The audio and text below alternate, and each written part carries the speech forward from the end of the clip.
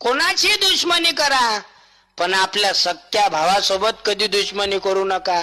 हे मित्र गित्र फितूर मित्र हे काय आपण पाचतो म्हणून आपल्या सोबत आहेत.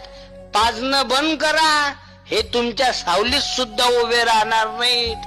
मग आपल्या पाठीशी संकटात उभं राहत तरी कोण? का आपला सक्का भाऊ असतो. अरे एका माईच्या स्तनातलं दूध पेलेलं असतो आपण. आपला आपल्यालाच लागत असते. हो तुमचा वाद झाला असेल, नशीन बोलत तुम्ही एकामेका संग. नका बोलू, नका जाऊ एकामेकाच्या घरात, नका पाहू एकामेकाचं तोंड. पण ज्या वेळेस संकट आलं ना, त्यावेळेस एकामेकाच्या संकटात धावून गेलोच पाहिजे. रक्ताचं नातं संपलं नाही पाहिजे दादा.